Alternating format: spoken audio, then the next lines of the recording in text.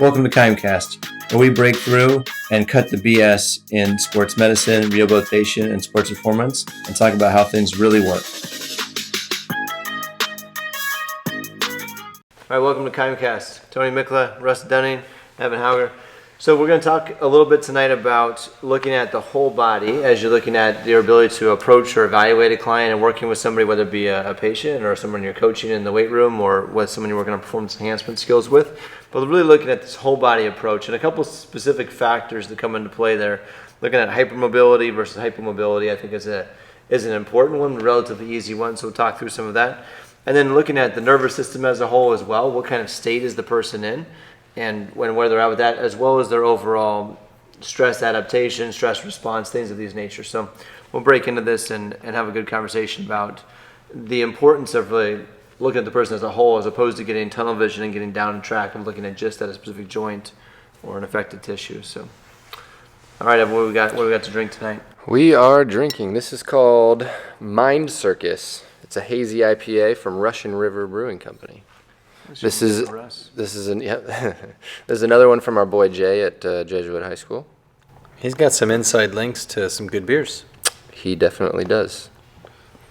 He should be a guest on this podcast at some point now. Yeah, we should bring him up. Yeah. Make it happen. I will. Very good. All right, so when we talk about looking at the whole body, I think that one easy screen you can do, or series of screens or looks here, is to look at someone on a hyper versus hypomobility state. It's so critical because when we look at how the body develops, how you train the body, where your focal points are, if the person's in pain versus if there's some weakness versus if there's some strength needs, you can really assess that. So a couple quick tests. You guys are probably familiar with this. The research around it is called the Beighton score, but there's really a few tests to do that we find clinically are really, really effective and quick. So the first is taking your pinky and trying to bend it back, and you get to 90 degrees there. If you get to 90 or past, that's considered a hypermobility tendency. If you can take your thumb and touch your thumb to your forearm with some assistance, that'd be considered hypermobility. And then elbow hyperextension, can you go past straight? They say up to over 10 degrees past straight, but I would consider if they go past neutral, you're kind of some degree of hypermobility. Mm-hmm. And then hyperextension of your knee in the same category. I think another thing, so that's like the Beighton score, right? And that's the scale for grading people on this continuum of hypo versus hypermobility. But I don't tend to do those unless I'm really thinking that there's some connective tissue disorder. I'll just usually look at somebody's top tier movement straight from the SFMA, and you can usually glean quite a bit from that. You watch how their neck moves, you watch how their shoulders move, you see how their spine moves, and you can really tend to pull kind of most of the information I need from that. Yeah, absolutely. That's it. Whatever screen you do, the fifth one there, the last one was to be able to do like a toe touch and put your palms on the floor. You know, anyone's putting palms on the floor easily, they just kind of drop right down and touch. Those are all signs that the person has a general hypermobility. And what does that mean?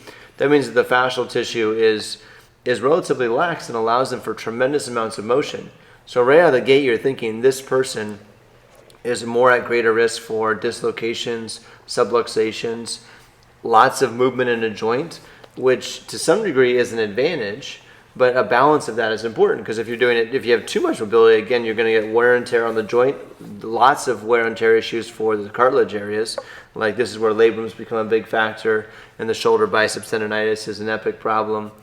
Even the cuff tendons of the shoulder start to become worn down over time a little more rapidly because they're the only thing holding you together because the soft tissues and the fascial lines are allowing for more motion. Several years ago, I went to a course with Thomas Meyers, and Thomas did his book, The Anatomy Trains, which is a phenomenal read. It's a must-read in our program. But when he looked at it, he described like these anatomy trains. He described it in probably not the most politically safe way at this point in the game. But what he would say is that there's what he called Viking fascia, which was folks that lived in the cold and lived up north, and they had this much more robust tissue that had to deal with the weather inclements of that. And the lifestyle of that was also much more farm style and heavy lifting and loading and dealing with the elements required a fascia that was a little bit more dense in nature. And he described other fascias from more of the equator area, and those fascias tend to be much more lax, much more loose, much more hypermobile in nature, mostly based again on environment and temperature that didn't have to have this robust challenge to the elements because they didn't have the cold that you would have up in the north. But since that time, of early man. We've now multiplied and crossbred extensively. Yet everybody has some mix of this across the spectrum. But what you still see is a bias across the population, where people may not be ultimately totally hypermobile, and maybe not be totally hypomobile, but maybe somewhere in between, or some closer direction one to the other. So I just think, as you're looking at when you're programming for somebody, or when you're approaching someone from a treatment standpoint, take a moment to identify where do they sit on that spectrum, and how might that play a role in your planning, in your progressions to get them where you want them to be. I think in addition to some of those DNA and DNA factors, we have other DNA factors like gender, and then definitely age and where they're at in their growth cycle, or if they're female, where they're at in their cycle, and if they're pregnant or they're breastfeeding. All of those play a huge factor into their hormonal profile. So yeah, I guess that would be some really big things to say. The audience might say, well, yeah, no shit. But as a clinician, we tend to get very narrow focused, and we have to always, zoom out. Who are you as a person? Where are you at in your life? Where are you at with hormonal stress and age stress and DNA stress? And then you put it together with regards to their injury. And that's where you have to always appreciate the bigger picture as well as the details. I think I mentioned this earlier, but I think this was one of the biggest learning processes for me after school. Is in school, we get really good at the detailed pieces of how the body works. And I remember going through all my clinical rotations and feeling very good about the tests and very good about, even probably thinking a little bit bigger. But I think one of the very first times I hung out with you guys, I don't remember which one of you said this, but one of you, it was me. I'm sure it was. Must have been you, Russ. So we were talking about a shoulder, though. We were specifically talking about a shoulder, and I gave this synopsis, here's what I think, here's what I see, here's what's going on, and I remember what you said was so simple, and I was like, holy shit. You said, well, let's just look at this person. Are they hypermobile or hypomobile? And I was like, well, they're hypermobile. And he's like, okay, then what do we need to do? Like, well, shit, we probably need to stabilize. And it was just that simple, and the way to that zoom out thing was that's such a huge component here. Because you're right, and there's detailed of where they're at in their life, maybe how many scars they've developed and injuries they've developed, and that can lead to different tensions in tissues. But even just the most basic of, do they move a lot or do they move a little? Absolutely. And then what you do about it, so you're going to come across more of these folks that are probably, I guess you'll see both, but the hypermobile folks are going to end up a little more probably in their pain category, in my experience, at least early on in their life. They're going to have issues where joints are dislocated and things aren't quite stacking up the way they need to, and they're starting to have pains. They start to have cartilage failures a little bit earlier in life and such. Whereas the stiffer population, that's more hypomobile, tends to get through and be a little safer because they're more compact and tight, but they're probably less successful from a performance standpoint in the early going. They're not as fast, or maybe they're not as certainly not as limber. They can't throw something as well, or they can't get in certain positions others can. So they just kind of avoid those things, but they're not really injured as a result of it. So I think in sports we tend to see this hypermobile folks because it's impressive. These people can really move, But if it's not tied with the appropriate amount of stability, then we see them at really high injury risks. So what I always say to those people when you see somebody with too much motion, I always say, well, really good news for you today. You move really well. You've got a lot of motion, but like the old Superman thing, with great power comes great responsibility. Yeah. Your responsibility is now to be able to control it, and that's what the epitome of, I think, higher performance is good motion, which they've been given, and then the ability to control it, which is what they have to train. So this is going right into training. I think there's a wonderful academic word called epigenetics, and it has such a place here. So when we think of our DNA factors that we're alluding to here, the stuff that they're born with, this is kind of how you present to the world. Epigenetics is a study of DNA expression. So we might have that built into our DNA. Now, what are we doing about it? Because the real dysfunctions come from a hypermobile person, say 15 years old, hypermobile swimmer. All right, now they're living in an environment that gratifies this long, slender movement and doesn't train stability, but trains flow and long, fluid movements. So you take a hypermobile person and you just double down on that hypermobility, and then you got a dislocator, a chronic dislocator in their shoulders and a weak back and pes planus galore. So every time they squat, their knees buckle. And that's an unfortunate common thing, and that person belongs in the gym because of expression of DNA, we can improve the stiffness of their body and potentially kind of push away some of the extreme hypermobility and get them that more stacked feeling so that then they can still perform in their sport but be safe doing it. So we have to train. But everything is training, so that's the good kind of training, right? But I've seen plenty of hypermobile folks that sit at a desk for 8 hours a day for 20 years and come in and their thoracic spine is incredibly stiff. That's then another conversation. That's, man, you move great in all these other places, but this is stiff. That's a red flag. Like this, that probably means that this is something we need to attack. So the positions we put ourselves in for extended periods of time are training our body and training our tissue, and our structure will literally adapt around that. You know, it's interesting too when you think about what these guys, what they do and how they get to the point they're at. These hypermobile folks are funny. These are the ones that they love yoga. Like, they love stretching. You know, the gymnastics, be like, oh gosh, I feel so tight. And they go down and put their palms on the ground. It's like, I've never done that in my life. So, I don't know how you consider that to be such a limitation, because I've lived for 40 so years and it's never bothered me for a moment. But this need to stretch feels good, and they love it, right? They crave it almost, right?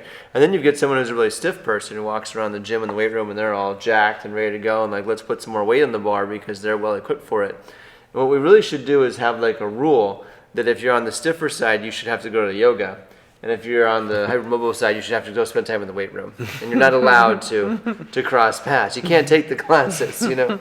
You've got to be in there loading the system. And this is something and Russ has worked a lot on, and Evan as well. And we've put together a training program. So our kettlebell certification we're launching this year is really about this idea of developing a little more tolerance to the tissue, a little more robustness and resilience of that tissue, and the idea of how much and respecting how much time it takes to develop that to really support someone in this more mobile or hypermobile category. Yeah, I mean, really, to kind of get to that DNA expression, you have to really do the activity often and consistently. And over time, your body evolves and changes. And the morphing isn't necessarily, especially in like the kettlebell world, you don't get bigger muscles.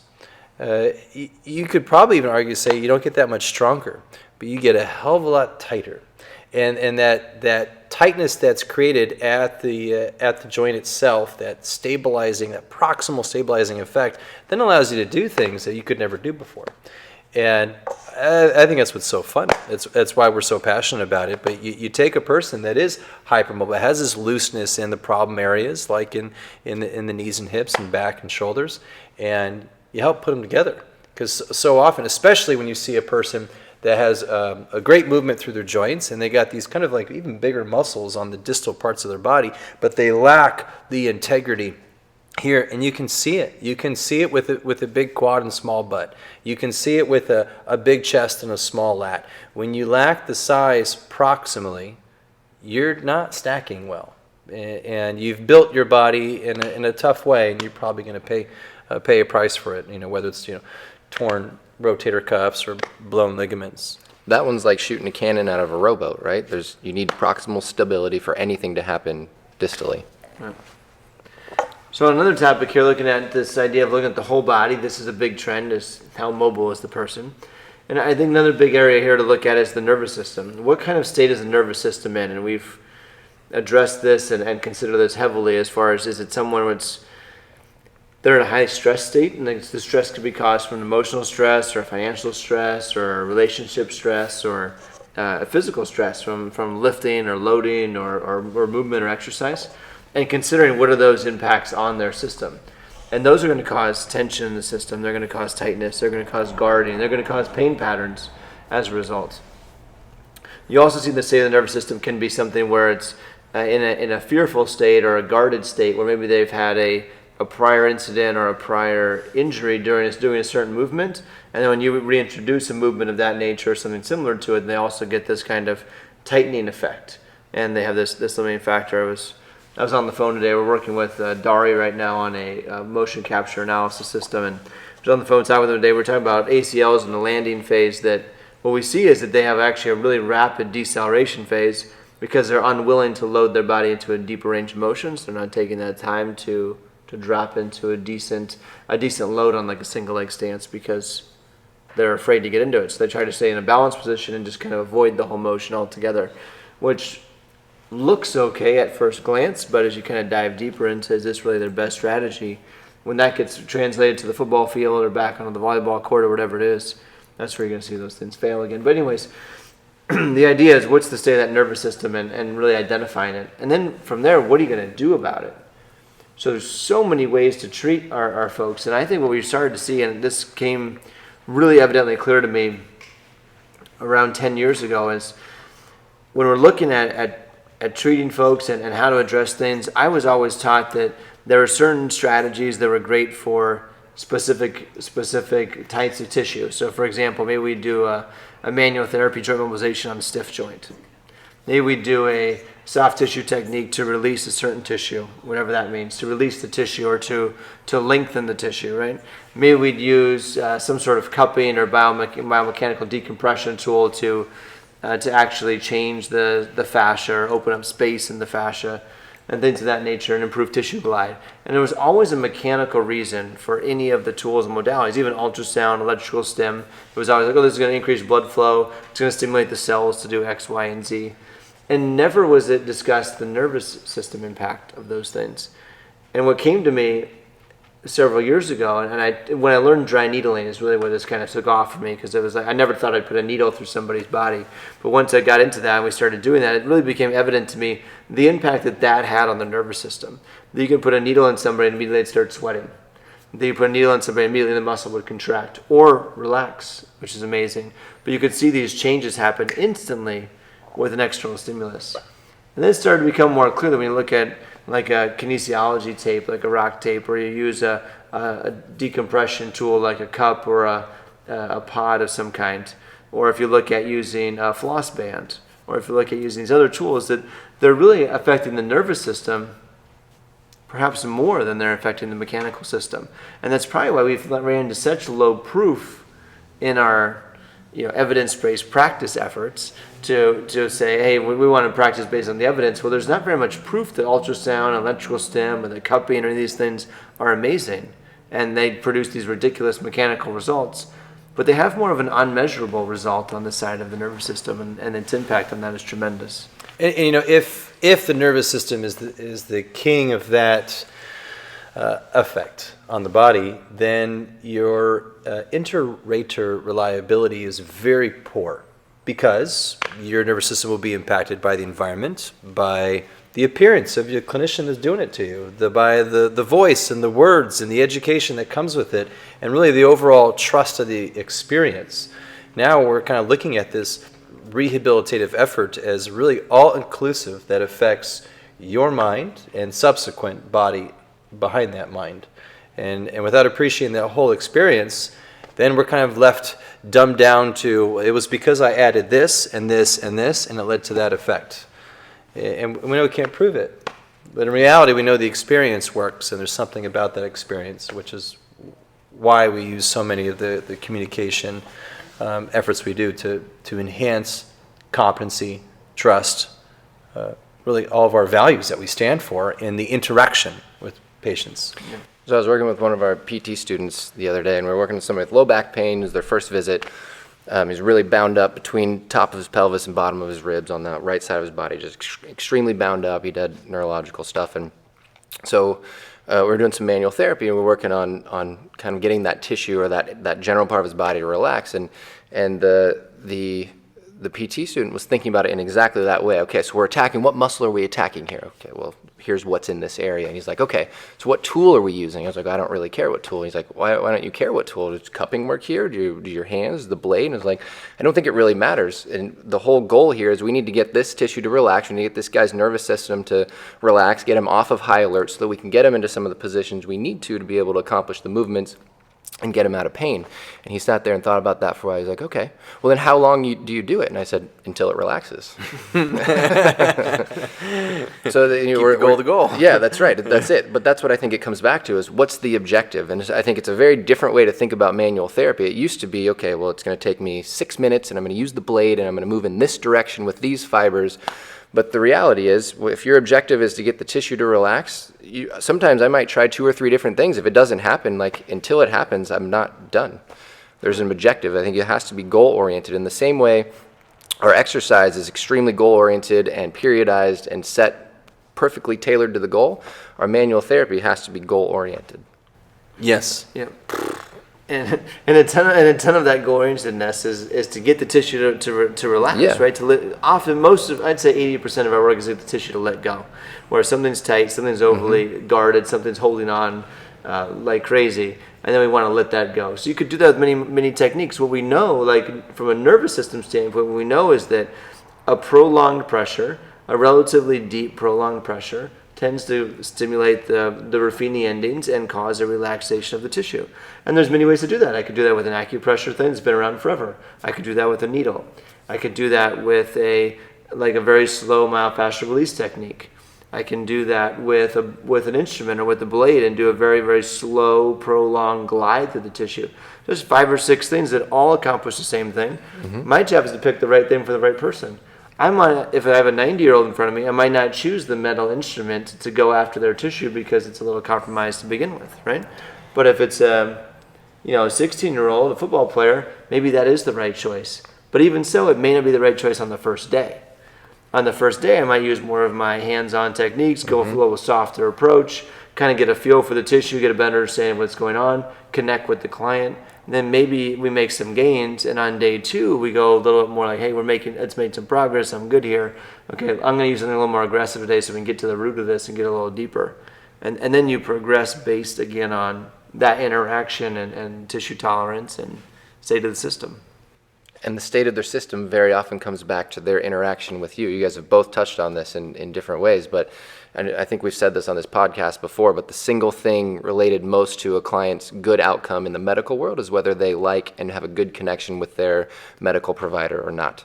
So exactly what you said there is, even if the best tool for that moment might have been the cup or might have been the blade, you might use your hands for a reason that has nothing to do with the change in the tissue and more to do with your connection with the client and the relationship that you're trying to build with them and kind of getting them to trust you in your kind of guidance along their process. Yeah. So I think the main take home on some of this to think about is we use these tools, these different modalities as reset opportunities to reset the nervous system, we call it, and kind of go from maybe a guarded state to more of a neutral state, or maybe a heightened state to more of a calmed, relaxed state. So we can have some manipulation of those using different tools, and we use a variety of different options. So if you're going to say, well, I use ultrasound because it's been designed to increase blood flow and circulation, well, I could say that about every single modality in the clinic. I could say that about cups, I could say that about manual therapy, I could say that about stretching, I could say that about exercise, and I could say that probably 9 of those 10 things are all better than the evidence supported from ultrasound. So I'm not against ultrasound. It's fine. If it's the right tool for the moment, rock and roll with it. But understand that why are we doing it and what are we trying to accomplish, and think about what we see mechanically has been the benefit, and then really consider the neurological side and the impact that it has on the person's response. Because I've had a lot of negativity with ultrasound in my experience over my years, where it's like, we do this and the person looks at me like, what are we doing? Right? I'm not really sure. And they're like, yeah, it doesn't seem like that would do anything. I'm like, I'd agree, let's throw this away. And let's do something that we determine is more effective, because if you don't believe in it, I don't care what the science says. There's other things I can do that would be more impactful for you and your state. Yeah, and for these people in their state, if they are kind of this hypertone, they're coming in tight and guarded, regardless of where their DNA puts them in terms of hypermobility or hypomobility, a lot of times people are on threat.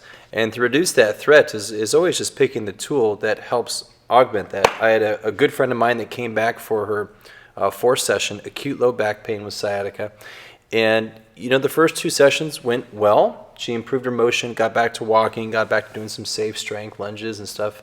But it didn't resolve it completely. Our 3rd session, I got a little more aggressive with some cups through her back and tried to integrate some glides and some movement there.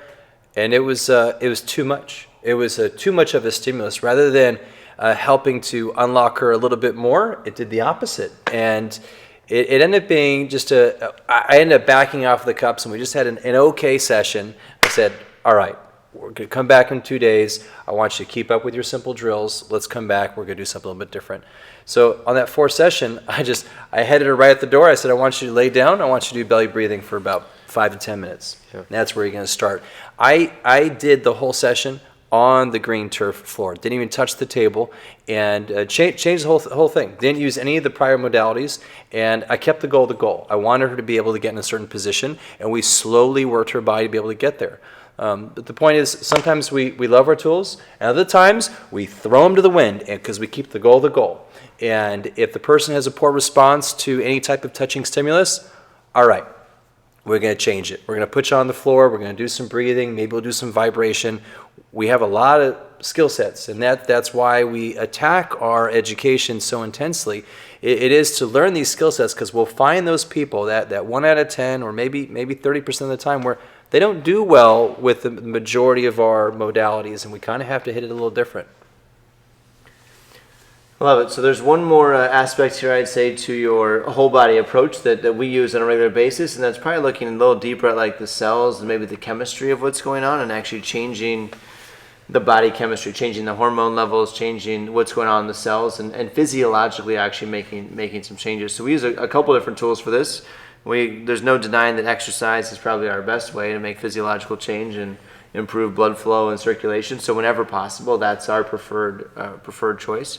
We love using the blood flow restriction strategy as a way to change hormonal levels and get people moving at a low intensity, but get a massive change in their body sensation and chemistry stimulus, which is tremendous. We get many benefits that's comparable to high intensity work that I normally wouldn't be able to do.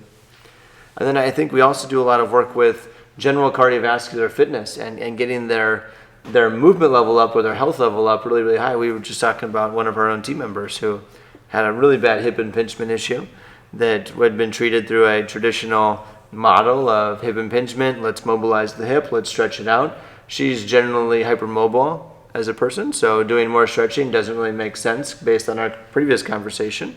So what was the solution? She was lacking a little bit in stability, so we enhanced her stability with our stability holds, namely the T-hold and the step down strength and the side planks.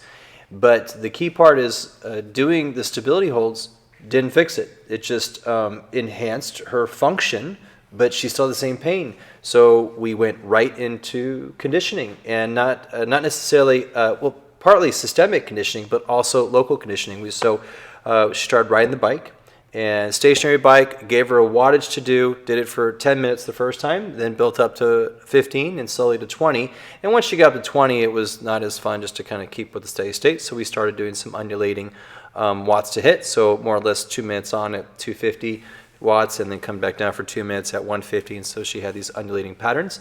Did that for a better part of a month, most days of the week. And one day, her pain of many years and many physical therapists and a few chiros and even had a few professors try and help her, her pain finally went away, and her jaw dropped at recognizing that she hadn't felt it in several days, and it's been mostly mitigated ever since. And now she's back to a high level of Olympic lifting and barbell lifting, which is what she's passionate about. Yeah, the issue was a hip impingement and a pinch on a deep squat pattern, and that despite all the strategies and techniques to make the squat better, what it came down to is doing something else from more of a chemical, more physiological level to really intervene. And we see this all the time in the population, that the more that they can move them, the more we can generate this physiological changes, the bigger impact we can have. So we want to make sure when we're evaluating people and working with them that we're seeing this whole picture and see the person as a whole body, as opposed to a localized pain and something that's just unique in its presentation. Very little on the body is going to sit like, oh, it's just I have this one thing going on. Typically, if they have an inflammatory problem, there's probably an inflammatory problem across many sectors. It's just presenting itself in that one area. But they're just a day away from it coming back and going to a different area, right? So you just end up chasing it back and forth. Mm-hmm. So the real problem is generating total body inflammation control as opposed to just focusing on one body part. So keep that in mind as we go. So in the section of what the fuck are we doing, we have to ask some of these difficult questions, like why are we doing some of the things that we're doing? So we've talked in the past about some modality choices, and clearly this is a a time where we discuss some things here. We don't have something electrical stim in our facilities. We don't have ultrasound in our facilities because we haven't found them to be impactful in any way greater than the very, very mild maybe increase in blood flow, which we can get in 1,000 other ways, and frankly, way better ways doing physiological work. On that note, we also don't have heat packs. Or ice packs. Or ice packs, for that matter. Now, none of those things have been proven to be effective, right? There's certainly research about all of them, and maybe quite a bit, but all of them are small case studies and small sample sizes, and they're really, at the end of the day, they're not moving the needle. Like, the proof is in the results. Like, have we changed anyone's life with ultrasound over the last 50 years? Well, you can't, because they're all passive modalities. If our goal is to get somebody moving and help empower them in some way, shape, or form, laying them on the table and sticking electrodes on them, or having an aide passively swirl the ultrasound on their shoulder or throw an ice pack on them is not going to move the needle. Not going to move the needle. So consider what you're doing, consider your goal, consider what you're trying to accomplish, and make the goal, and use that as your needle as to where are we going and what direction are we getting closer to that, and whatever it takes to get there. Right? It might be some of those modalities. We just choose not to use them here because for us and for our model, it doesn't make sense in our hands. But there's many other tools that we're using that might seem crazy to some other folks, but for us in our hands and our population, we trust them significantly and find they're really, really effective. So find your own tools, find your own strategies, but make sure that you're looking at where are we trying to get with these people, and see the whole body as the big picture, as opposed to going localized and being like, hey, let's just do the same thing over and over again. We've proven that's not working. And evidence-based practice has done that for us very, very well. Because there's lots of evidence unsupporting most of that activity. So we need to start looking at them and be like, well, what are we missing then if that's the case? And what you're going to find is that it's a whole body approach, looking at nutrition, looking at stress management, looking at nervous system influence, looking at the general physiology, looking at their overall hypermobility. Looking at those variables is what's going to help guide you to getting better outcomes with your clients. This is KIMEcast. Thanks for watching. This was KIMEcast, and we are the KIME Human Performance Institute. Thank you very much for listening. We'd love to continue the conversation with you. Please hop on our social media. It's at KIMEHPI, and engage with us there. If you'd like us to feature a topic or answer any questions live on the show, post your comments there. You can also check us out on our website at KIMEperformance.com, and there you can see links to content that we've posted throughout our podcast for more information.